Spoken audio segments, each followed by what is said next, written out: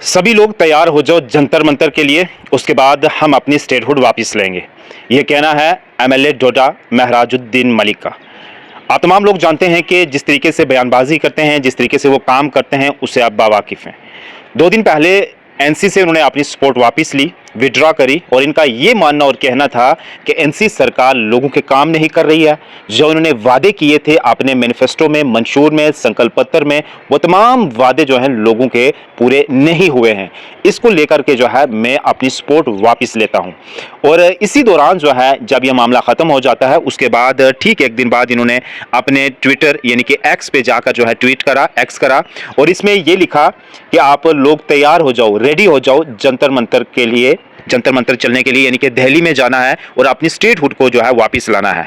और उमर अब्दुल्ला जो है इसमें इनकैपेबल हो गए हैं इस स्टेटहुड को लाने में, यानी कि वो बेबस हो चुके हैं, वो नाकाम हो चुके हैं, बिल्कुल जो है वो लाचार हो चुके हैं, और उनके बस में नहीं है स्टेटहुड वापस लाना, क्योंकि वो भाजपा के आगे झुक चुके हैं, वो भाजपा के गुण गनाते हैं। ये कहना है महराजुद्दीन मलिक का। उसके बाद इन्होंने ये लिखा कि टाइम और डेट जो है बहुत जल्द अनाउंस की जाएगी कि कब हमने जो है यहाँ से रवाना होना है जंतर मंतर के लिए, किस दिन होना है, ये फिलहाल इंतजार रहेगा, और बहुत जल्द जो है ये भी अनाउंस की जाएगी। अब मैं आपको इनका ट्वीट जो है वो पढ़ के सुनाता हूं। इन्होंने लिखा है, get ready for the march toward Jantar Mantar, let's get statehood ourselves. उसके बाद इन्होंने लिखा, Omar Abdullah is incapable to do it, together we can do it, time and date will be announced soon. यानी कि बहुत जल्द टाइम और डेट अनाउंस की जाएगी, और इस पूरे वाक़ा के अंदर, पूरे कारनामे के अंदर जो है उमर अब्दुल्ला बिल्कुल इनकैपेबल हो चुके हैं, बेबस हो चुके हैं, नाकामयाब हो चुके हैं स्टेटहुड लाने में। हालांकि एनसी का भी एक मंशूर था, जो कि एक उनका वादा था कि बहुत जल्द जो है हम स्टेटहुड लाएंगे,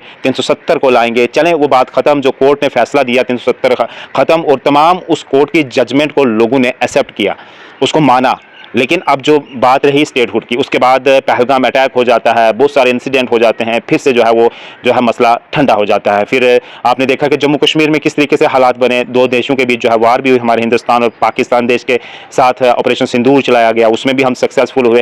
लेकिन अब जो है जो स्टेटहुड का मसला है, ये अभी जो है वो पेंडिंग है। सरकार, मरकजी सरकार ने ये कहा है कि बहुत जल्द आपको जो है स्टेटहुड देंगे, लेकिन जब हालात नॉर्मल हो जाएंगे, साजगार हो जाएंगे, जब नॉर्मलसी हो जाएगी, तो फिलहाल जो है अब तो ठीक है, नॉर्मलसी है, पीस है, होनी चाहिए स्टेटहुड वापस। इस बीच जब ये पहलगाम अटैक हुआ था, उसके बाद 1 दिन का स्पेशल सत्र लगा था, स्पेशल सेशन लगा था असेंबली के अंदर।